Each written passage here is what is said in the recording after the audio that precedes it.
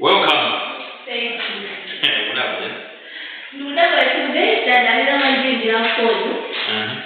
It's good I need to there in your so record you.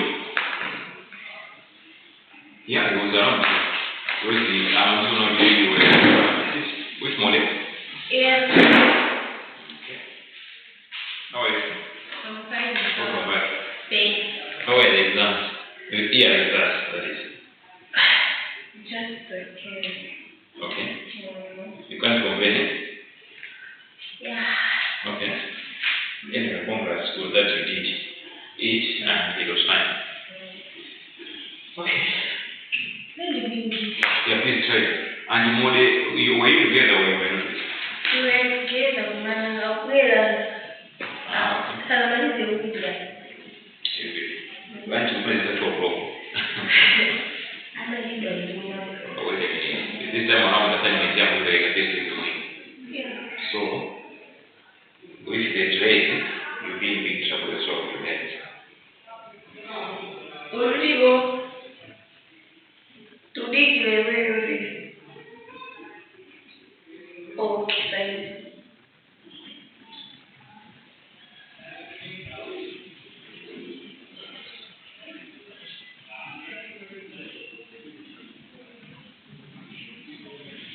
But how was the holiday or the break?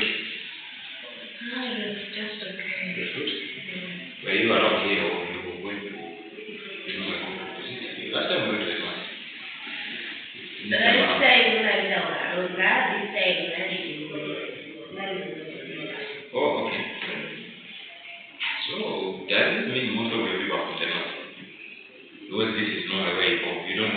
side or elsewhere? Yeah, most of them I Okay. so How is my subjective? no, she's fine. Okay. Yeah. That's wonderful.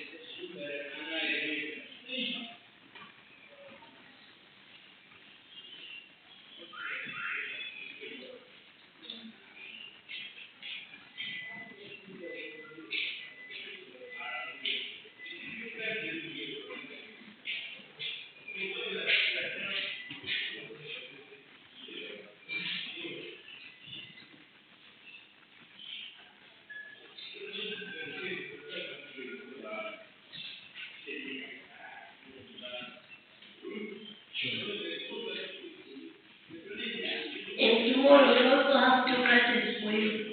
Tomorrow? Yeah. Wow. So I hear there is a graduation or something. There's graduation. But But there's something. we want to discuss with you. Because as you already agreed, Oh, you already agree. Yeah, of course. Tell me. What are you suggesting? can you switch those classes on Friday to Wednesday? Because on Wednesday we are free. We don't have any class. Okay. We have Friday. We have how many? Is it two or three? Two. For you. So you were suggesting that we can push them for Wednesday. Yeah. Wednesday, the whole day you don't have any. Yes. Okay, because now then, if that is the case, what we can do is that at 10 o'clock we'll have a class on Wednesday. So meaning to say we can have At 8. at 8 then in the afternoon. Yes. Is it okay with you? It's okay. Okay. Let me see what else I also have on Friday. Because Friday I think I have 3 if I'm not mistaken. So if I have 3, if I take those 2 of yours, taking them to Wednesday, then let me see the third one if I can also push it for another day with my day. I think it can help because now it's like Friday will be a free day for me as well. I think that can work. I don't think that's a big deal. If that is work out, let's see. I should just check the third one. So nevertheless, I think that one then is done. That one is done. It is also good for me, you know.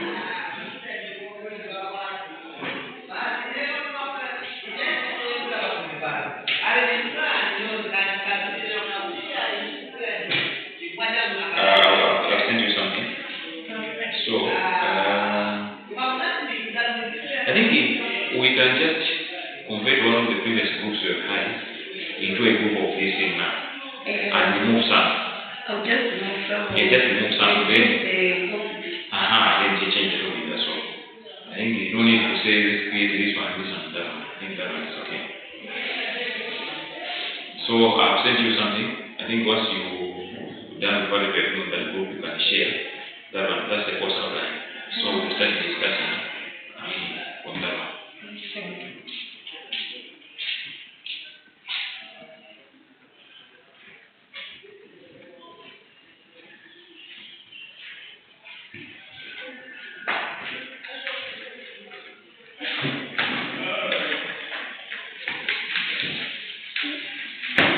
What is it? Yes.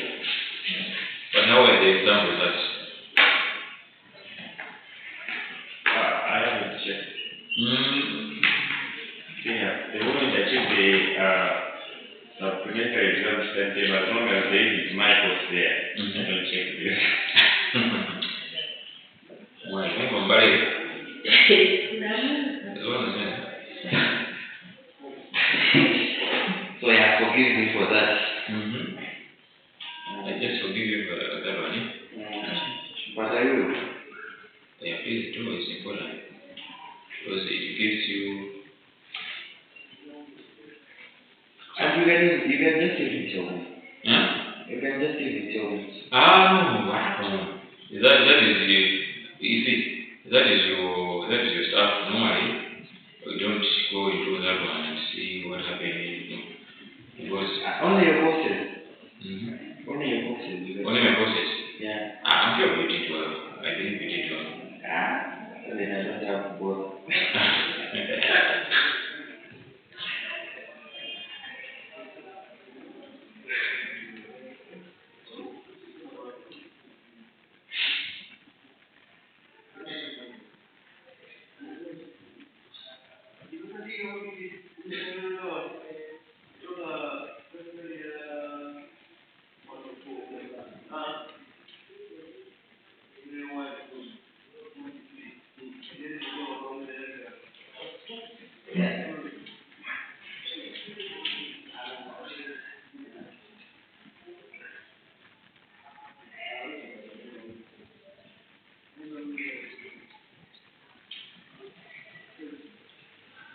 think tomorrow we will not have class.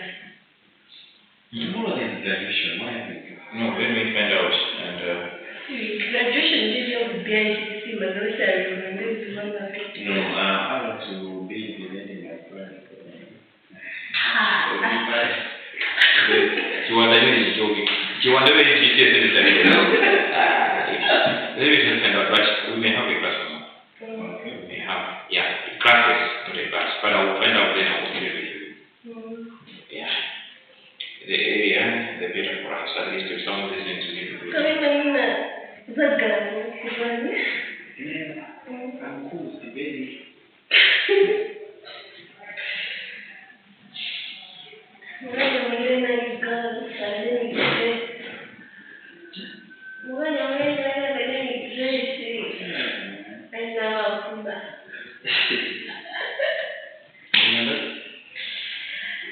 This is a proposal.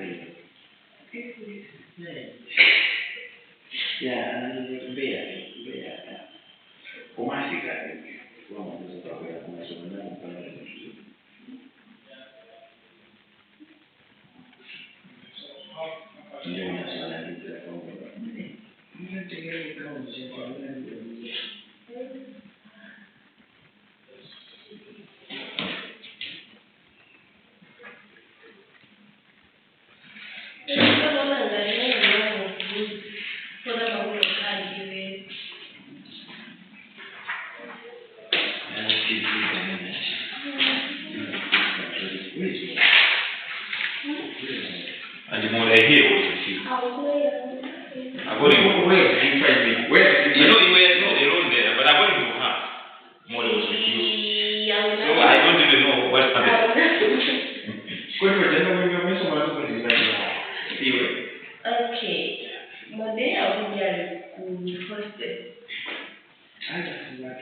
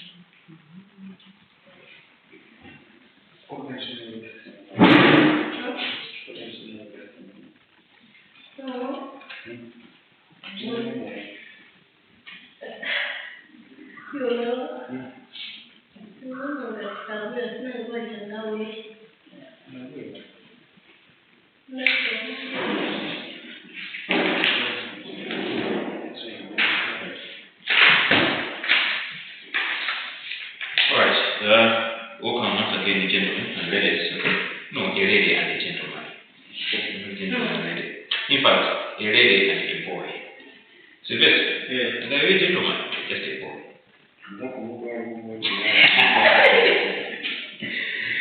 Alright, so welcome once again. I know you had a long break, somebody traveled to the north and you were you in Tanzania? You were together? Yeah. See, I can't see any sign that you were together.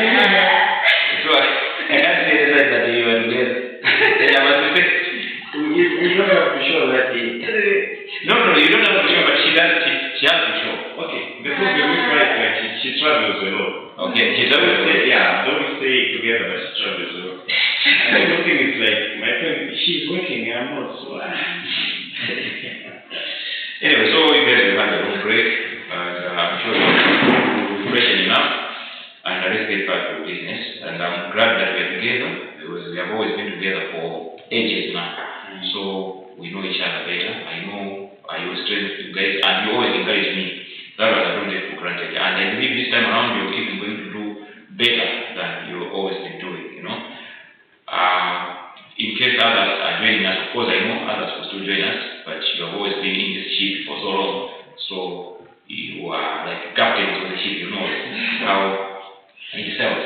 Yeah, so this semester, let's do as we always do, but as I say, we need to push really hard, because now you are going towards the deeper part of the program. So as you are going towards the deeper part of the program, the courses that you are now taking are the ones that are going to define your qualification, your degree, or whatever paper you're going to come out with, you know. So the more or work you are putting in this one, the better for you in as far as your qualification is concerned.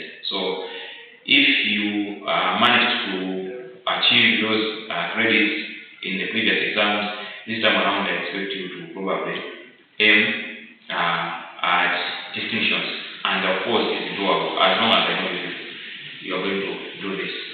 Now, one thing that we should always keep in mind is that the courses that we are studying here, we are not only doing this for the sake of our exams. The exams are there just to evaluate whether you are understanding the stuff or not. And if at all you are not understanding, or maybe you're having some other difficulties, we need to work on those ones. That's the whole idea behind exams. But the main reason why we study this is to understand, so that we apply them when we go to the business world, or we go, others call it the corporate world, isn't it? Because from here you are going there, either doing your own business, somebody will hire you, whatever you're going to do there. But this one provides you with knowledge that will help you to be more productive wherever you are going, right? That's the whole reason why we people are always here. We are not here for exams. It is more said. Now, here we are saying, we are starting this new course, supply chain performance measures. We can see that it is just a continuation of those things that we've been discussing before. You see, just that now we are being given a new concept, supply chain performance measures. So we shall have to understand what does this concept mean, and how significant is this concept if we take it to the business world. So, this course is very short, so to say, but it has a lot of technicalities. We are going to come across a number of technical languages, a number of techniques, and all that. So, probably we will need to pay much attention, but it's very short. I think here we have, according to the course outline that I've shared with Mai, I think he's also going to share with you. So we only have 5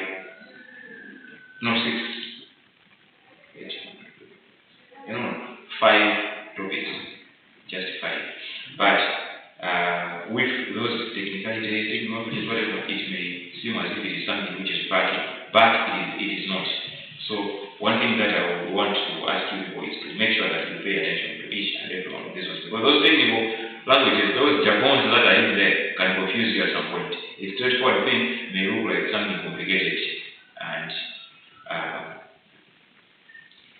bore your brain at the end of the day.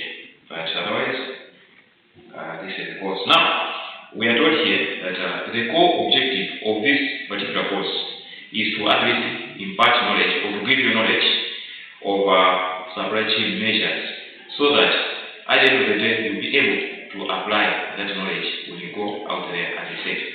Now, each and every course, it always has outcomes.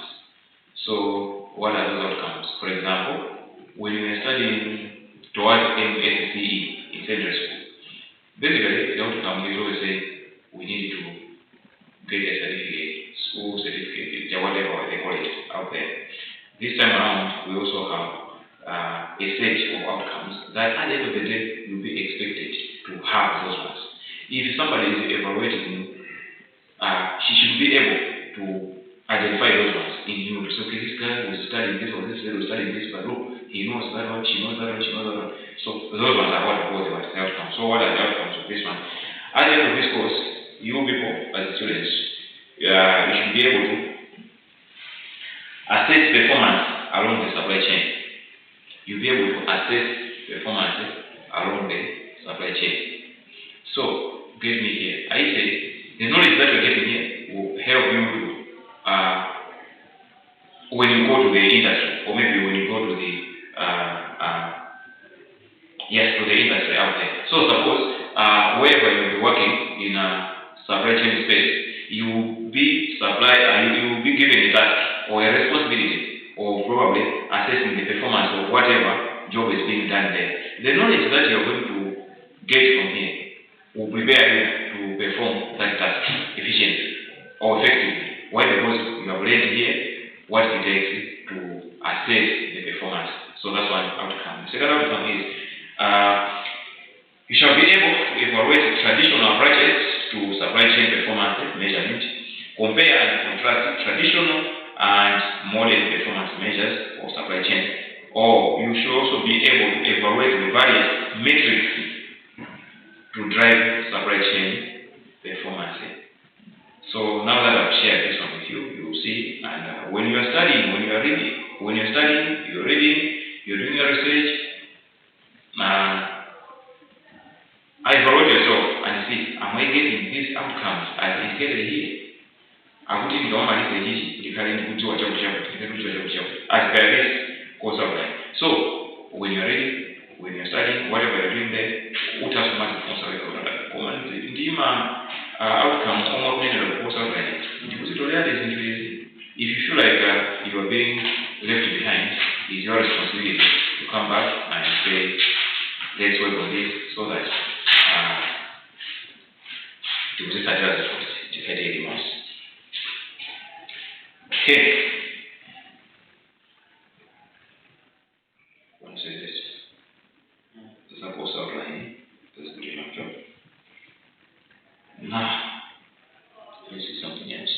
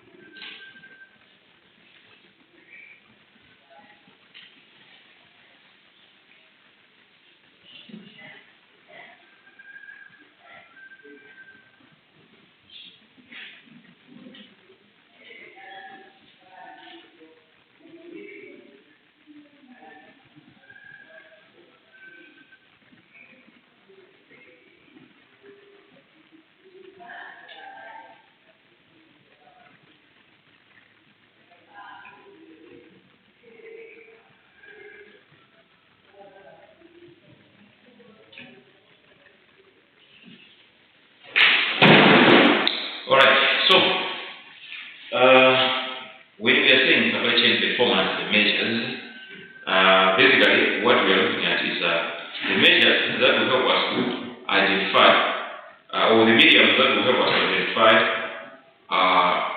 or to understand whether the supply chain performance is performing good or probably is lacking something, and of which we needed to work on that. So those measures, those mediums that are there to help us understand or assess the performance of the supply chain are now what we call supply chain performance measures. So basically in the supply chain, there are always three things that are always very critical. Basically, we have facilities. In a supply chain, of course, we have facilities. Apart from facilities, we have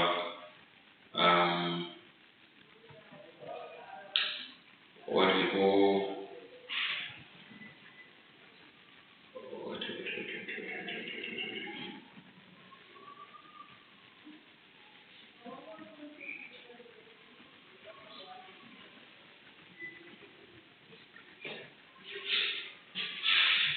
alright. So in a supply chain, for it to be more effective and efficient, and if we are to assess it and qualify it to say this supply chain performance is positive and is efficient or is effective, there are always some areas that we always look into. Now those areas that we are supposed to look into are referred to as the drivers. So we have these drivers of supply chain performance. Now one of those drivers is the facilities that I mentioned. And we also have another driver here, and that is the inventory or the goods themselves that we are dealing in. And of course, transportation. These are some of the drivers that will determine the performance of any supply chain.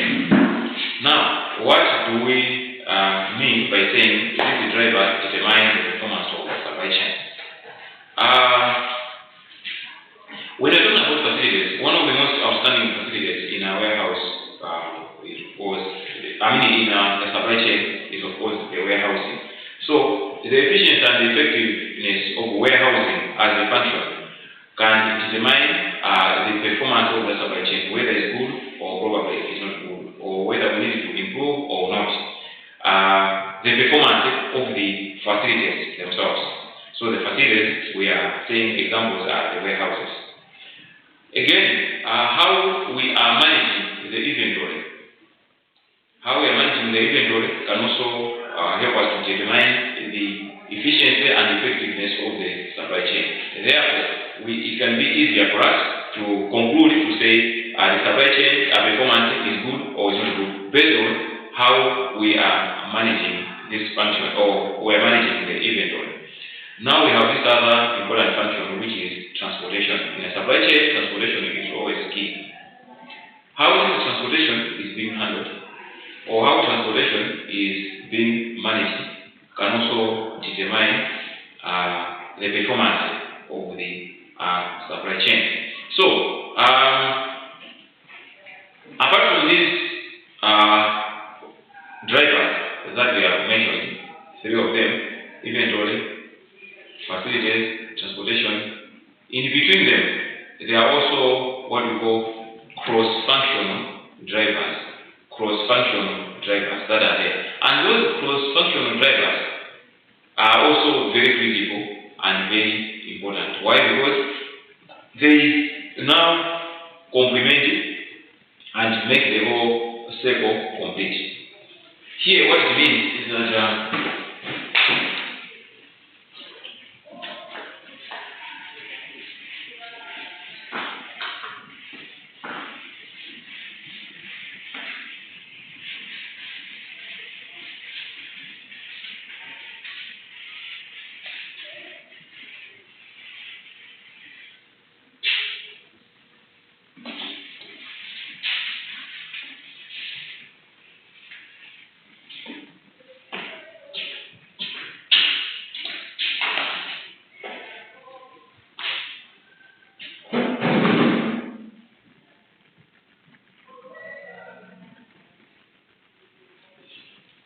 we are saying we have those major drivers that determine the performance of the supply chain. Then we are saying we have facilities here. Then we said we have what? Inventory. Then we have the transportation. Alright, so we are saying these are the major drivers that determine the performance of the supply chain. But in between, we also have what we call the other drivers that act as a bridge amongst these ones. Now, those other drivers, the smaller ones, we have information.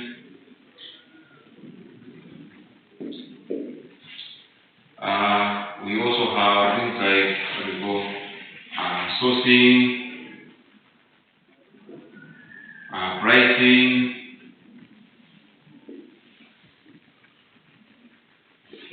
Those are three I've mentioned it.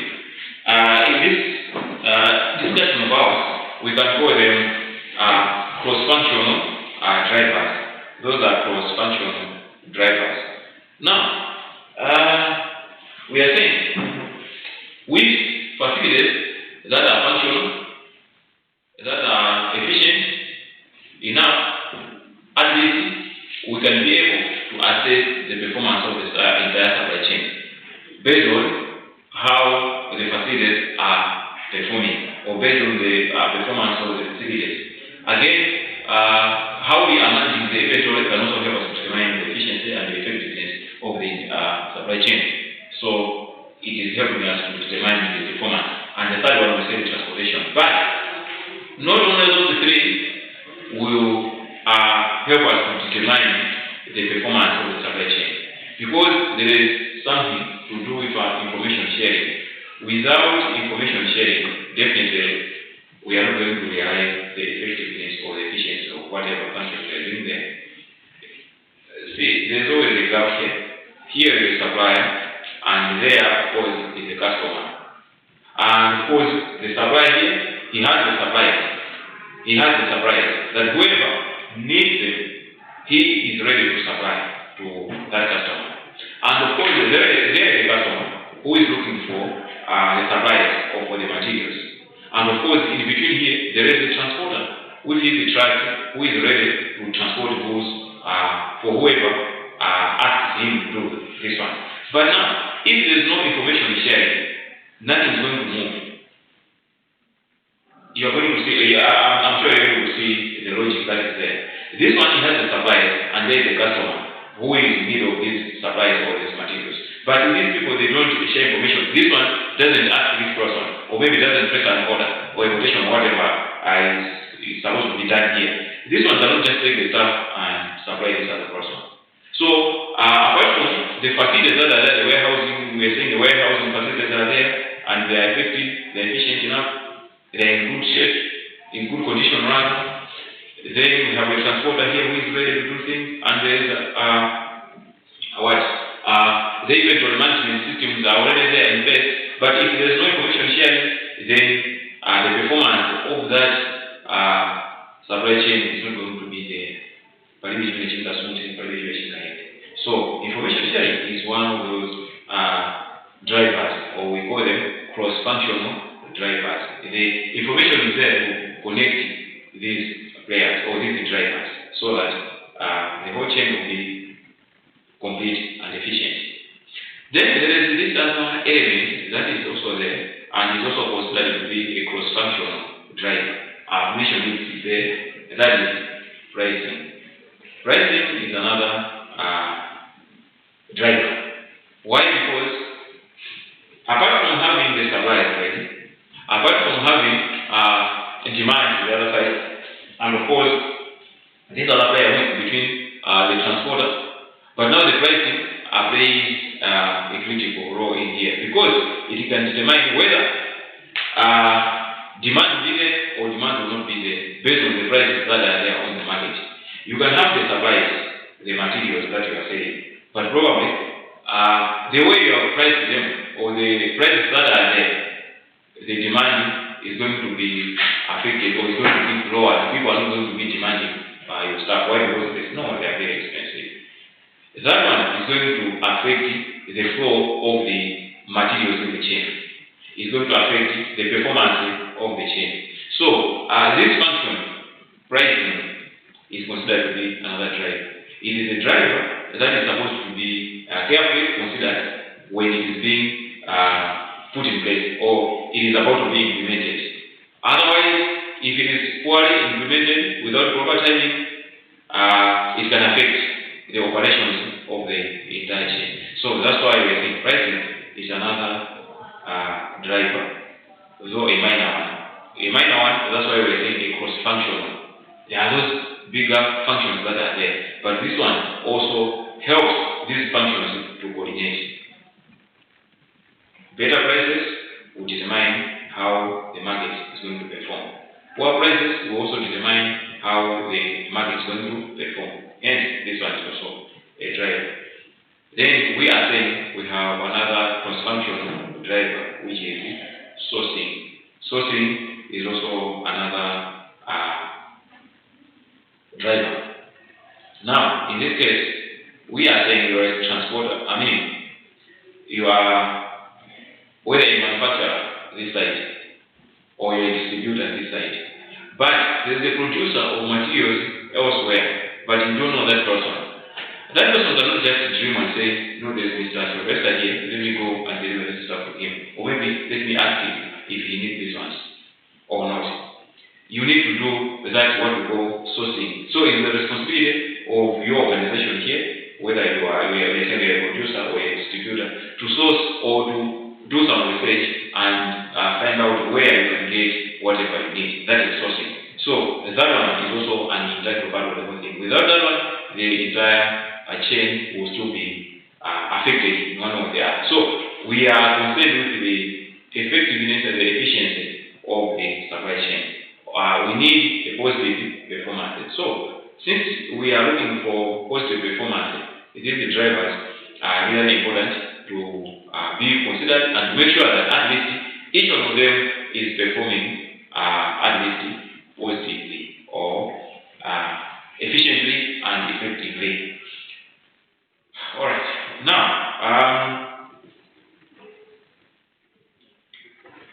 let us look at those drivers probably one by one. I was mentioning them while we were only highlighting features, what are these drivers, and so on and so forth. But now, let's look at them one by one individually. When you're looking at, when you say facilities, these are the actual physical locations in the supply chain network where the product is stored, assembled, or fabricated. These are the physical locations in the supply chain network where product is stored, assembled, or fabricated.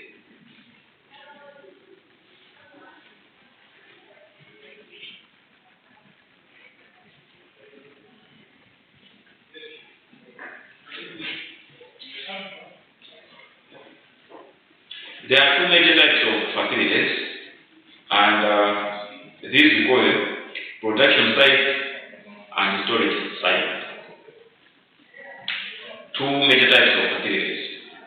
These are production sites and storage sites.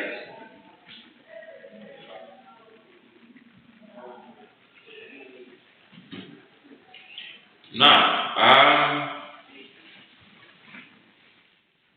the decisions regarding the role, location, capacity, and flexibility of facilities have a significant impact on the supply chain's performance. We are going to take some time on this point.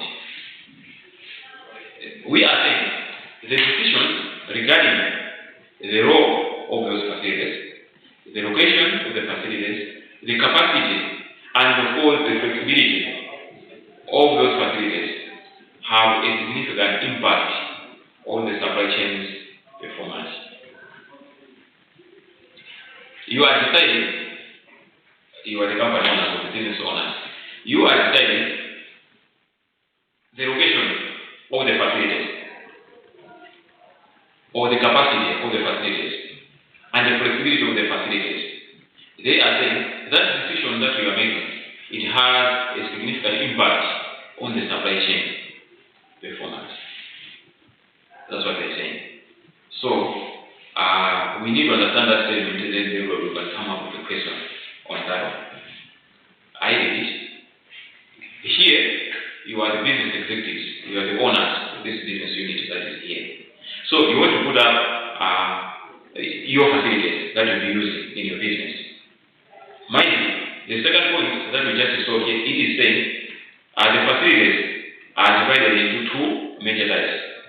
We say the protection site and the storage site. Okay. Now, the decisions now that we are sitting down, now we come up with the decision to say, okay, the location of our facilities, the capacity of our facilities, and the flexibility of our facilities. They say that one, it has a significant impact on the supply chain performance. Meaning to say, when you are saying, let us locate our facilities at that particular place, it can either be a storage facility. Let us locate our storage facilities at that particular place. That location, that decision located here, it has an impact on the performance of the supply chain. We have clear on that one. Let's say you are producing here, your customers are in Mumbai, but now you are choosing to locate your warehousing facilities probably in Atlantic.